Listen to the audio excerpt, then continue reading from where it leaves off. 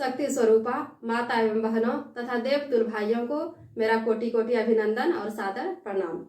कमर सीधी, आंखें बंद, दोनों हाथ गोद में उगते हुए भगवान सूर्य का ध्यान करते हुए गायत्री महामंत्र का स्वस्वर उच्चारण करें। ओम भूर्भुवः स्वः तत्सवितुर्वरेण्यं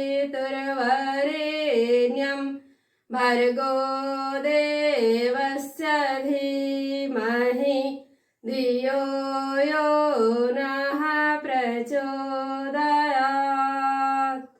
प्रणाम। आज हम चर्चा करेंगे परिवार निर्माण। बहनों और भाइयों, परिवार निर्माण अपने युग का सबसे बड़ा काम है। इसके बिना नए समाज के निर्माण की आशा करना भी असंभव है।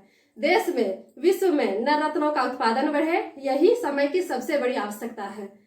यह तभी संभव है जब परिवार सुसंस्कृत होगा। समाज का निर्माण व्यक्तियों से होता है और व्यक्तियों को उच्च स्तर का बनाने का उत्तरदायित्व परिवार पर पड़ता है।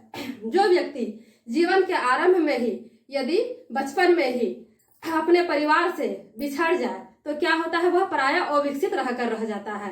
वो अविकसित रहकर जीवन की दौड़ में पीछे रह जाता है, पीछे पिछड़ जाता है। विद्वानों ने परिवार को व्यक्तियों को ढालने वाली प्रयोगशाला बतलाया है।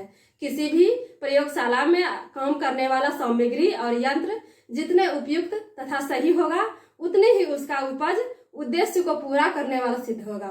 परिवार में नारी देवत्व की मूर्तिमान प्रतिमा होती है। वैसे तो दोष सब में रहते हैं, चाहे वह नर हो या नारी। निर्दोष तो सिर्फ परमात्मा होते हैं।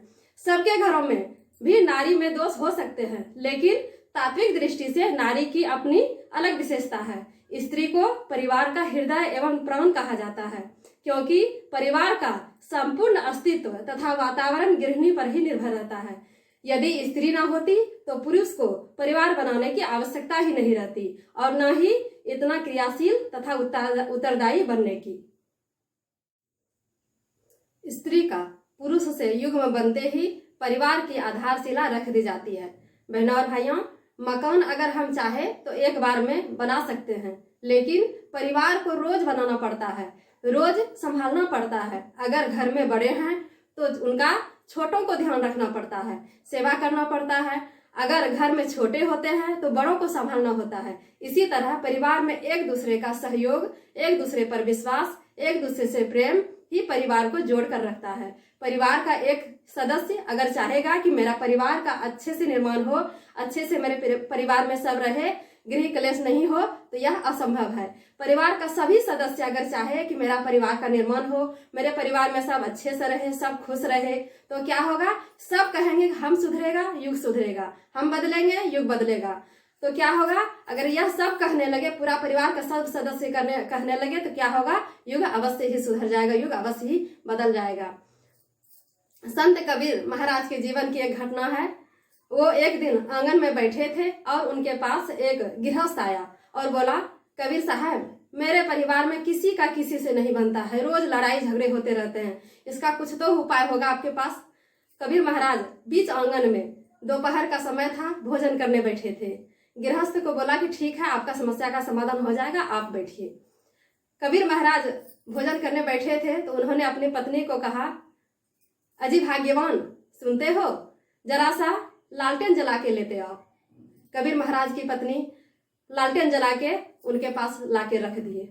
गृहस्थ जो बैठे हुए थे उन्होंने सोचा कि हम तो इनके पास समस्या का समाधान करने आए हैं, लेकिन ये तो लगता है खुद पागल है, क्योंकि बीच दोपहर में बीच आंगन में बैठे हैं, कड़ी धूप है, इतना प्रकाश है, तब भी अपनी पत्नी को बोले कि लालटेन जला के ले आओ, और पत्नी भी लालटेन जला के ले आई।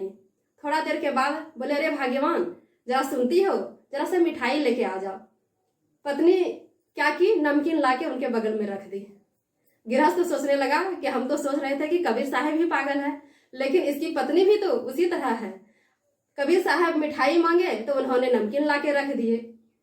नमकीन बड़ी प्रेम से कबीर महाराज खा के जब उठे तो बोला, गृहस्थ, आपका समस्या का समाधान हुआ? बोले, हम आप मेरा समस्या का समाधान क्या कीजिएगा, आप तो खुद परिवार में उलझे हुए हैं, आपके परिवार में ही तो उलझन है। बोला, मेरे परिवार में क्या उलझन है? बोला, आप मिठाई मांगे तो आपकी पत्नी नमकीन लाके दे दी। तो कबीर महाराज बोले यही तो है जीवन जीने की कला, एक दूसरे पर परस्पर विश्वास। हम दोनों में एक दूसरे पर परस्पर विश्वास है, यही जीवन जीने की कला है। अगर ये जीवन जीने की कला अगर आपके परिवार में हो जाए, आपके गृहस्थ में हो जाए, तो आपका गृहस्थ तपोवन बन जाएगा, आपका परिवार का निर्माण हो जाएगा। बोले वो कैसे? बोले मेरी पत्नी को मुझ पर पूरा विश्वास है। जब हम लालटेन उसे मांगे तो वो ये नहीं सोची कि अभी कड़ी धूप है, दोपहर का टाइम है, लालटेन क्यों दे। वो चाहती तो हमसे झगड़ा भी कर सकती थी कि आप लालटेन क्यों मांग रहे हैं, मेरा समय क्यों बर्बाद कर रहे हैं। लेकिन उनको मेरे ऊपर विश्वास था कि नहीं, अगर ये मेरे पति लालटेन मांग रहे हैं जला के, तो इसका मतलब है कि जरूर उनको कुछ काम होगा इससे, तभी तो मांगे। क्योंकि उनकी पत्नी को अपने पति पर संपूर्ण विश्वास था। और जब पति मिठाई मांगे तो पत्नी नमकीन लाके दी, तो पति सोचे कि अगर हम मिठाई मांगे हैं, मेरी पत्नी नमकीन लाके दी है, इसका मतलब जरूर उसके पीछे कुछ रहस्य होगा, कुछ कारण होगा। मिठाई घर में नहीं होगा तभी तो नमकीन लाके दी। यह है पत्नी के प्रति विश्वास, और पति को पत्नी के प्रति विश्वास, और पत्नी को पति के प्रति विश्वास। अगर ये हो जाए, सबके घर में हो जाए, तो क्या होगा? वहां पति पत्नी के जीवन में प्रेम विश्वास बना रहेगा और वो परिवार नहीं टूटेगा, उसका परिवार का निर्माण हो जाएगा। तो बहनों भाइयों, आज बस इतना ही। ओम शांति समाप्ति, प्रणाम।